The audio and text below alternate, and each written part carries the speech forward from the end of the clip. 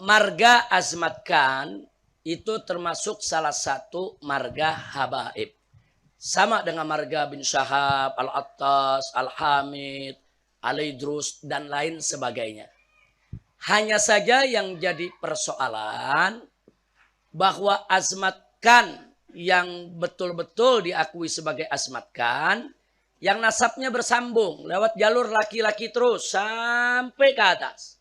Nah, jadi nggak boleh ada nasab tahu-tahu Fulan bin Fulan bin Fulan, tahu-tahu di tangannya bin Fulanah perempuan. Habis perempuan baru binti Fulan lagi, baru nyambung. Itu nggak masuk. Jadi nasab itu kita garisnya garis anak lelaki. Nah, saya rasa jelas ya. Nah, ini yang jadi persoalan. Nah, jadi ada oknum-oknum mengaku sebagai asmatkan, tapi setelah diperiksa ternyata nasabnya dari garis nyainya, dari garis ibunya, dari garis neneknya. Itu enggak termasuk asmatkan. Asmatkan itu harus betul-betul nasabnya bersambung. Bersambung ke datu-datunya lewat jalur laki sampai yaitu ke Sayyidatul Fatimah binti Rasulullah sallallahu alaihi wasallam. Nah, itu yang perlu kita sampaikan. Jadi artinya asmatkan ada yang asli kalau memang terbukti bersambung, ada juga yang diragukan bahkan tertolak kalau nggak bisa dibuktikan tersambung. Sama dengan bin Syahab.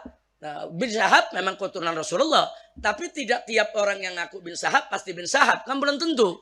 Mesti dibuktikan, betul gak dia bin Syahab? Nah, siapa bapaknya, siapa kakeknya, siapa datuknya? Dilihat dulu, diperiksa.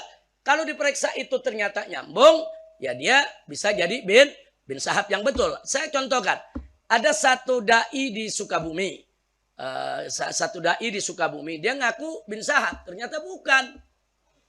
Nah, ternyata begitu diselidiki palsu, dia nggak pernah punya nasab bin Syahab. Nah, maka itu saya kirim beberapa saya punya murid jamaah untuk memberikan peringatan kepada yang bersangkutan. Ini kejadian 10 tahun yang lalu. Begitu, jangan sampai dia mengaku sebagai bin Syahab. Nah, ini yang perlu kita tegaskan. Jadi sekali lagi ya ikhwan, soal nasab, satu, man intasaba ila ghairi abihi fahuwa mal'un. Barang siapa yang menisbahkan, yaitu dirinya, keturunan bukan selain ayahnya, maka dia mal'un, dia dilaknat. Nah, yang kedua, hati-hati juga, saudara. Barang siapa man ta'ana fi nasabi, barang siapa yang memfitnah nasab seseorang. Nasab seseorang udah benar, tapi difitnah, bohong, saudara. Itu bisa kufrun, bisa yang menuduhnya memasuki jurang kekafiran. Na'udzubillah min dzalik. Jadi menolak nasab yang asli haram, mengaku-ngakui nasab yang palsu juga haram. Saya rasa jelas ya. Dan jadi pertanyaan Anda ini bukan hanya untuk asmatkan saja, untuk seluruh habaib harus jelas nasabnya. Nah, jadi kalau untuk Indonesia ini pencatatan yang resmi itu adanya di Robitoh Alawiyah. Ada pengakuan Robitoh Alawiyah, kami akui, nggak ada, kami nggak akui. Soal bisa jadi dia asli, itu hanya Allah yang tahu ya ikhwan. Sebab Robitoh Alawiyah itu dia menghukum menilai secara zahir. Anda siapa, dari mana, siapa ayahnya, diperiksa dulu 5-6 keturunan. Nah, setelah itu diperiksa dalam buku besar, buku induk. Ada ditemukan berarti dia asli. Bahwa dia memang bisa dibuktikan nasabnya. Tapi kalau tidak ditemukan, dua kemungkinan. Bisa dia itu maskuk, bukan tidak asli, bukan palsu, tapi maskuk, diragukan. Mau dibilang benar, nggak ada buktinya. Mau dibilang nggak benar, bisa jadi benar ya kawan. Itu namanya maskuk. Nah, kalau maskuk begini, kita tawakuf, jangan menghukum. Nah, ada lagi yang ketiga, mardud. Yang nyata-nyata bohong, itu nasabnya kawan. Emang dia ngarang. Jadi dulu ada satu dai juga di daerah Parung. Pertama dia ngaku sebagai bin Syekh Abu Bakar. Tahu-tahu berubah jadi Assegaf. Bin Syekh Abu Bakar jadi Assegaf. Nggak tahu udah sekarang ngaku jadi apa lagi ya kawan. Nah, jadi artinya ada 3 ya. Nasab itu ada 3. Pertama, matsbut. Artinya memang terbukti. Muhaggab, terbukti kalau nasab itu benar. Yang kedua, maskuk. Diragukan. Kalau yang terbukti, wajib kita akui, wajib kita terima. Kalau yang maskuk, tawakuf. Artinya tawakuf, abstain. Jangan beri penilaian. Yang ketiga, mardud. Wajib ditolak kalau mardud. Saya rasa jelas ya.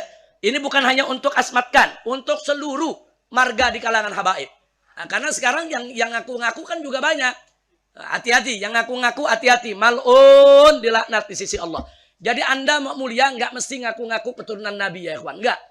Orang bisa mulia tanpa harus jadi keturunan Nabi alaihi salatu wassalam. Jadi inna akramakum indallahi atqakum. Siapa di antara Anda semua yang paling bertakwa, dia yang paling mulia. Jadi sekali lagi jangan untuk mengejar popularitas, kemuliaan, ngaku-ngaku keturunan Nabi. Justru bukan jadi mulia, jadi hina ya ikhwan. Tapi kalau dia nggak ngaku-ngaku keturunan Nabi, dia orang soleh, dia orang baik, dia orang yang manfaat di tengah masyarakat, dia mulia.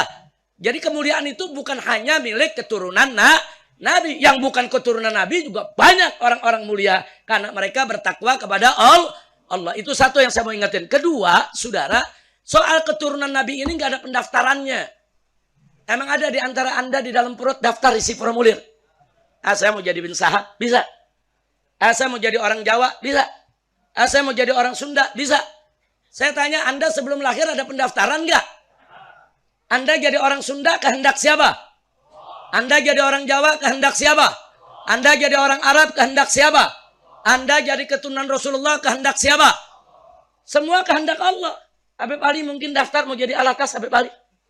Nggak ada. Habib Zaki ada daftar jadi Ala Idrus. Nggak ada ya ikhwan. Dan kami para habaib yang merupakan keturunan Rasulullah SAW, di satu sisi itu memang nikmat yang harus disyukuri. Tapi pada saat yang sama itu amanat yang berat, saudara. Hati-hati, dalam surat Al-Ahzab Allah ingatkan tentang para istri Nabi. Kalau mereka berbuat dosa, dosanya double. Kalau mereka melakukan kebaikan, pahalanya double. Itu istri Nabi, saudara. Kenapa? Karena para istri Nabi tadi punya kewajiban untuk menjaga nama baik Nabi alaihi salatu wassalam.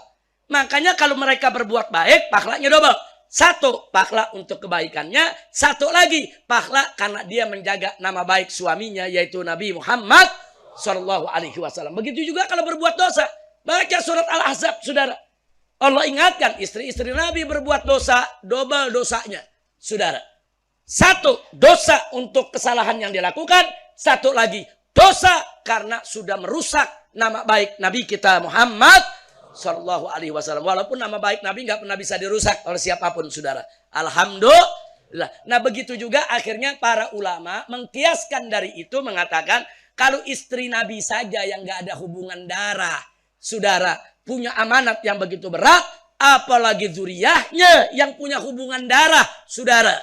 Maka itu zuriyah Nabi ini di satu sisi nikmat, dia mesti syukuri kepada Allah. Tapi di sisi lain amanat yang berat. Kalau dia berbuat baik, saudara, maka dia mendapatkan ganjaran yang berlipat. Tapi kalau dia berbuat salah, dia akan mendapatkan juga dosa dan siksa yang berlipat. Na'udzubillah min dzalik. Kira-kira jelas tidak? Jadi keturunan Nabi bukan buat bangga-banggaan, buat sok-sokan, buat menghina daripada nasab yang lain. Enggak, saudara. Syukuri menjadi keturunan Nabi dan jaga amanat. Jadi suri tauladan buat umat. Jaga nama baik Nabi Muhammad Sallallahu Alaihi Wasallam. Nah, jadi bagi penanya tadi, kebetulan di sini ada pimpinan Robitoh yang di Bekasi. Nah, bisa nanya-nanya tuh. Sebetulnya nasab asmat kan bagaimana sih? Bagaimana cara menentukan nasab itu betul apa enggak? Nah, itu kalau orang-orang Robitoh ngerti soal itu. Saya rasa jelas ya. Kalau saya bukan bidangnya, bukan. Ilmu ya kita ada soal itu. Tapi saya bukan orang yang punya hak untuk menetapkan. Ini masbut, ini maskuk, ini mardut. Nah, saya bukan bidangnya itu. Nah, itu yang punya wewenang bidang itu adalah salah satunya Robitoh Alawiyah. Itu untuk di Indonesia. Nanti di Afrika ada juga seperti Robitoh. Di India aja juga seperti Robitoh. Jadi para ulama baik habaib maupun bukan habaib sejak lama bekerja sama untuk menjaga kemurnian daripada nasab para keturunan Nabi Muhammad Sallallahu Alaihi Wasallam.